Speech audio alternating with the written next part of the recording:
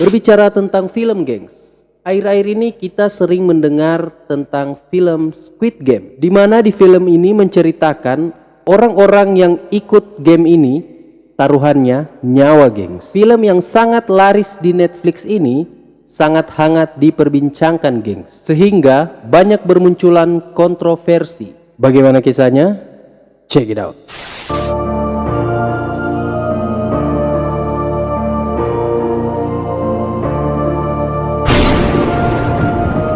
Film ini berawal dari orang-orang yang terlilit hutang dan mereka ditawari permainan yang berhadiah cukup banyak sampai miliaran rupiah, gengs. Nah, dengan hadiah sebesar itu tentunya tidak mudah ya untuk melewati tantangan game tersebut. Mereka harus bertahan hidup dalam game ini, gengs.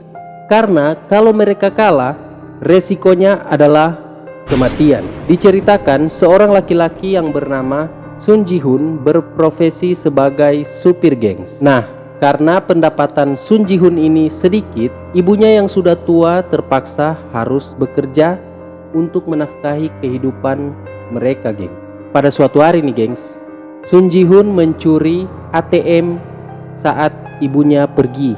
Lalu uangnya dipakai untuk taruhan, gengs. Saat itu dia memenangkan taruhan senilai 4.650.000 won. Nah, rencananya nih, gengs, hasil dari taruhannya akan dipakai untuk membeli hadiah ulang tahun putrinya, gengs. Tapi sayangnya, gengs, selama perjalanan pulang dia bertemu dengan rentenir. Dia lalu kabur dan tanpa disadari uang yang dia bawa juga ikut hilang, gengs. Akhirnya Ji-hun ditangkap oleh rentenir, gengs, dan dia diberi waktu 1 bulan untuk melunasi hutang-hutangnya. Jika dalam waktu 1 bulan dia tidak bisa mengembalikan uangnya, dia akan kehilangan bola mata dan ginjalnya, gengs. Ketika pulang nih, gengs, Ji-hun masih memiliki sedikit uang.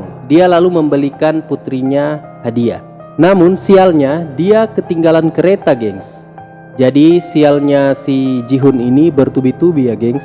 Disinilah awal mula pertemuan dia dengan pria yang berjas dan membawa koper. Pria tersebut mengajak Ji-hun bermain taruhan dan yang menang akan mendapatkan uang sebesar 100.000 won. Dan jika yang kalah, maka sebaliknya, gengs. Di dalam permainan ini Ji-hun terus-menerus kalah, gengs.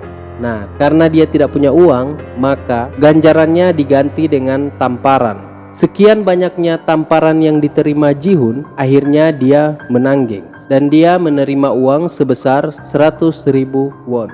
Pria berjas juga menawarkan permainan lain yang hadiahnya lebih fantastis, gengs. Akan tetapi Ji-hun tidak peduli karena yang diinginkannya hanyalah cepat-cepat pulang ke rumah, gengs. Setelah mendengar pria berjas mengatakan dia mengetahui detail riwayat hidup Ji-hun, sampai-sampai dia juga mengetahui jumlah hutangnya Ji-hun, geng. Di sini Ji-hun kaget, gengs. Mengapa pria berjas bisa tahu? Pria berjas ini langsung pergi dan dia sempat meninggalkan kartu namanya, gengs. Jika sewaktu-waktu Ji-hun berubah pikiran, dia bisa langsung menghubunginya, gengs. Sampainya di rumah, Ji-hun kaget mendengar kabar dari ibunya, gengs, di mana anaknya yang bernama Jae-young akan dipindahkan ke Amerika Serikat oleh mantan istrinya dan suami barunya, gengs. Jadi di sini dia sudah pisah dengan istrinya ya, gengs, dan istrinya sudah nikah lagi. Inilah yang membuat Ji-hun berubah pikiran, gengs. Ibunya mendesak Ji-hun untuk mendapatkan hak asuh anaknya, gengs. Caranya dengan membuktikan finansialnya dalam keadaan baik-baik saja, gengs. Dan akhirnya Ji-hun menghubungi pria berjas tersebut, gengs. Nah, karena sudah menghubungi berarti dia sudah deal kan dengan ajakan permainan oleh pria berjas tersebut.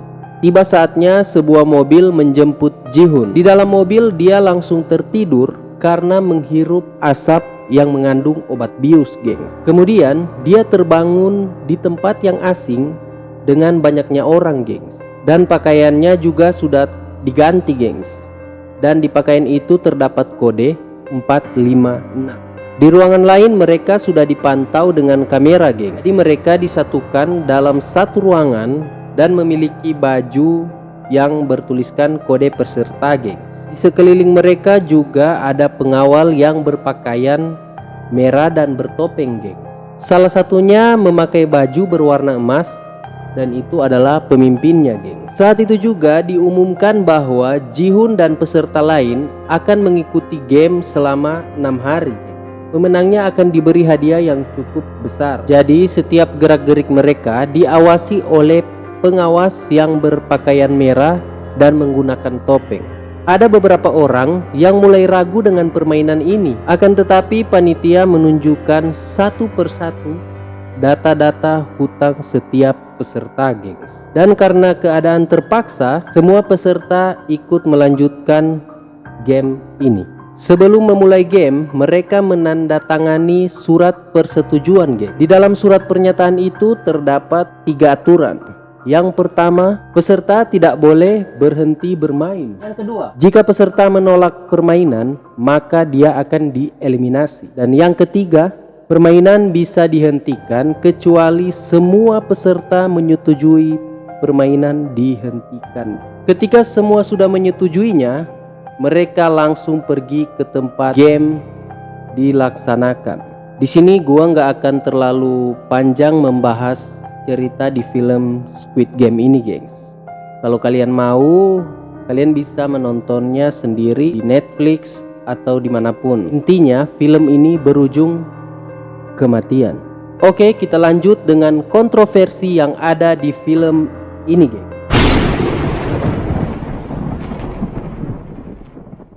Film Squid Game ini mendapat banyak sekali kritikan dari netizen, gengs. Karena pada satu adegan mereka menampilkan nomor telepon. Ceritanya ini nomor telepon panitia Squid Game, dan ternyata nomor ini aktif, gengs. Kenapa bisa?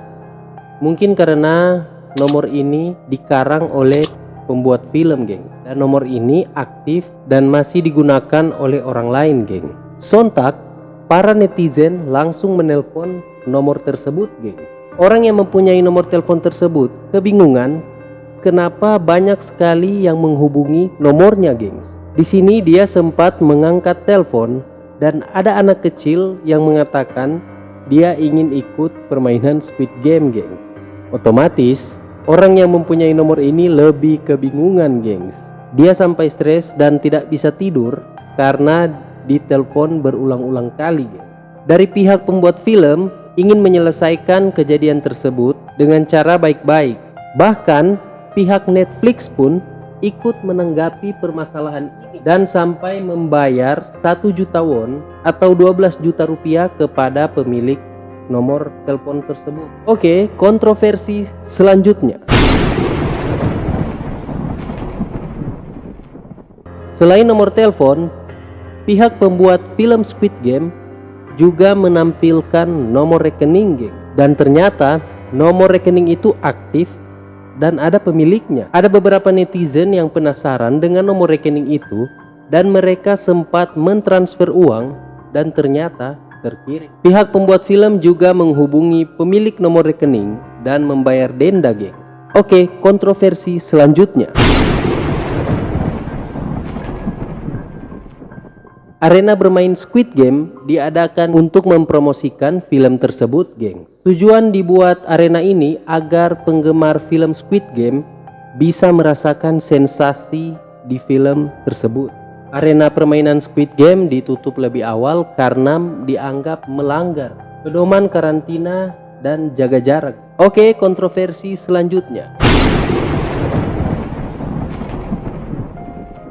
Film Squid Game diduga menjiplak film asal Jepang As the Gods Will, di mana film ini dirilis tahun 2014, geng. Memang dari awal film Squid Game dirilis, para netizen sudah curiga dengan alur ceritanya karena mirip sekali dengan film asal Jepang. Sutradara film Squid Game yang bernama Huang mengatakan di permainan pertama memang mirip, tapi setelah itu tidak ada lagi kemiripan dari dua film tersebut. Sutradara Huang juga mengatakan dia sudah menulis film Squid Game ini dari tahun 2008 sampai 2009, geng. Huang juga membuktikan bahwa film As the Gods Will ditulis pada tahun 2010. Berarti 2 tahun setelahnya baru ditulis film As the Gods Will. Jadi bagaimana pendapat kalian tentang film Squid Game?